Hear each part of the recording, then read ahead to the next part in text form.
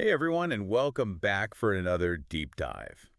Today we are tackling Q, this new blockchain platform that's been making waves. Now, I know our listeners are particularly curious about how Q actually governs itself, something that seems to set it apart in the blockchain world. We'll be taking you through some excerpts from Q's constitution and white paper, and yeah, you heard that right, a blockchain with a constitution. It's definitely unique, and that's what makes it so fascinating. Yeah. But let's back up for a second. To really understand Q, it helps to start with kind of the basics of blockchain, right? Okay. Think of it like a digital ledger. Mm-hmm. But instead of being stored in one place, it's spread across a whole network of computers. Okay, so like a shared Google Doc, Exactly. but way more secure. Way more secure. This distributed setup makes blockchain incredibly difficult to tamper with. And that's where Q comes in. It aims to tackle something called the blockchain trilemma, Ooh. a challenge that many other blockchains haven't been able to fully overcome. Yeah, I've heard whispers of this trilemma. Right. It's one of those things that makes you go, that makes sense. Yeah. Once you wrap your head around it. Right. So you have scalability, how many transactions a blockchain can handle, and how quickly. Then there's decentralization, which is all about distributing control, so no single entity has all the power. And finally, security, how resistant the blockchain is to attacks or manipulation. And balancing all three of those, Yeah. that's got to be tough. It's like trying to juggle chainsaws while riding a unicycle. Yeah, exactly. Many blockchains struggle to achieve all three at the same time.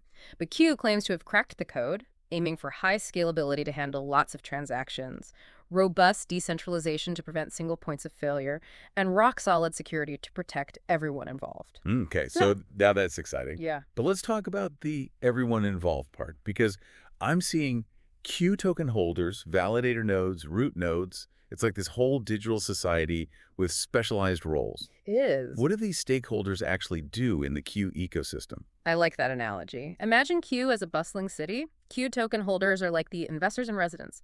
They have a say in how the city is run by proposing changes and voting on them. Then you have validator nodes. Think of them as the city council. Okay. They verify and approve transactions, ensuring everything runs smoothly. Right. In exchange for their work, they receive fees. But here's where Q gets really interesting. The root nodes. Ah, yes, the root nodes. From what I've read, they seem like the guardians of this digital city, making sure everyone plays by the rules. Spot on. They're the constitutional law experts, ensuring all activities align with the Q Constitution. They have the power to penalize validator nodes who try to bend the rules, a process known as slashing, which I have to admit sounds a bit intimidating. It definitely has a ring to it, but I suppose even in a utopian digital city, you need some form of accountability. Speaking of which, let's dive into this Q Constitution, shall we? I've never encountered a blockchain with its own constitution. It's not just symbolic, right? There's some actual weight behind it. You're right, it's not symbolic at all. Okay. And that's where Q gets really interesting, particularly when it comes to governance. The Q Constitution is a legally binding document. It lays out the ground rules for how Q operates. So it's not just lines of code dictating everything. It's not just code. They've actually gone through the effort of creating, like, a legal framework. Precisely. It's a major departure from the whole code is law philosophy we see in many other blockchain projects. Right. This constitution outlines the rights and responsibilities of everyone involved. Okay. Token holders, validator nodes, root nodes, the whole lot. Okay, so it's like the bedrock of this digital city we're talking about. Exactly. It defines how decisions are made, how power is balanced. And a key part of that is the slashing mechanism we touched on earlier. Right. Remember, if validator nodes try to game the system, like approving fraudulent transactions, they risk getting penalized. And these penalties are no joke. Yeah, slashing doesn't sound like a gentle slap on the wrist. No. What does it actually mean for these validator nodes? Let's say you're a validator node and you decide to go rogue, trying to approve a transaction that's clearly against the rules. The root nodes, those guardians of the Constitution, they could step in and slash a portion of the Q tokens you've staked as collateral. Ah, so it's a financial deterrent. It is. They put their own skin in the game to ensure they act in the best interest of the network. Exactly. The severity of the slashing depends on the violation. Right. But as you pointed out earlier, some infractions could result in losing almost all of their staked Q tokens. Oh. It's a powerful incentive to stay on the right side of the law, so to speak. Yeah. I would imagine so. It sounds like they put a lot of thought into making sure the system is fair Yeah, and self-regulating. it is. But let's be realistic for a moment. Okay. Even with a constitution and these safeguards, disagreements are bound to happen, right? Sure. What happens when there's a dispute in this digital city? Do they settle it with lines of code? That would be one way to do it. Yeah.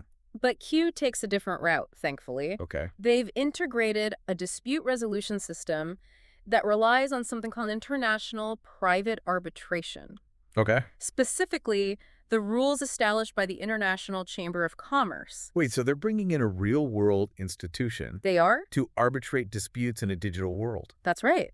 It's about ensuring a neutral and well-established process for resolving conflicts. And here's what's particularly important for you as someone interested in governance. Okay. Transparency is paramount. Okay. All the arbitration rulings are made public. Okay. So anyone can see how decisions are made and justice is served within the Q ecosystem. No shady backroom deals. No, I like it. It seems like they've really thought this through. they have. So we've got a constitution, a system for enforcing the rules, and a way to resolve disputes. We do. It's starting to feel like Q is more than just a blockchain. It's like a digital nation state. It's very interesting. But what about its economy? How does Q address the volatility and sustainability issues that plague so many other crypto projects? That's a great question, especially since so many blockchain projects seem to struggle to create that stable economic foundation. It's like building a house on sand. So how does Q create a system that's built to last? That's where their approach really stands out. Okay. See, many blockchains rely heavily on their native token for everything. Right. Transaction fees, securing the network, you name it. But this can be a recipe for instability. Right. When the token price fluctuates, the entire ecosystem can go along for the ride. Yeah. Q tries to mitigate this with a clever two-part strategy. Okay. First, they've integrated something they call integrated applications. Think of these as essential services built right into the Q city we've been talking about. So like having a decentralized ride-sharing service or a marketplace, Exactly. all operating within the Q blockchain itself. And these applications generate revenue through transaction fees, Right. creating a more diversified income stream for the entire Q ecosystem. That makes a lot of sense. It's less about relying solely on the Q token Right. and more about building a multifaceted economy Yeah. from within. Exactly. And the second part of their strategy is how they handle those transaction fees. They're designed in a way that encourages responsible network use, promoting long-term sustainability rather than just short-term gains. So stability and sustainability. Yeah. Music to any investor's ears. But it sounds like Q is aiming for even more than just being a well-run, efficient blockchain. What's the ultimate vision here? It's ambitious. Q wants to be a foundational building block for a wave of decentralized applications, DeFi, supply chain management, even making different blockchains work together seamlessly. Wow. They're talking about bridging that gap between the blockchain world and the systems we use every day, making it easier for everyone to get involved. Wow. So Q as a gateway to mainstream blockchain adoption. I have to admit, I'm starting to see why you find this so fascinating. Yeah. It's not just about the tech itself, it's the potential impact it could have. Absolutely. Q challenges us to reconsider how we think about decentralized organizations and even societies.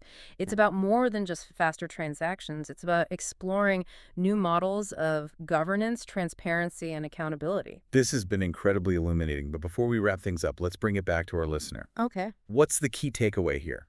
Why should they care about Q and its unique approach?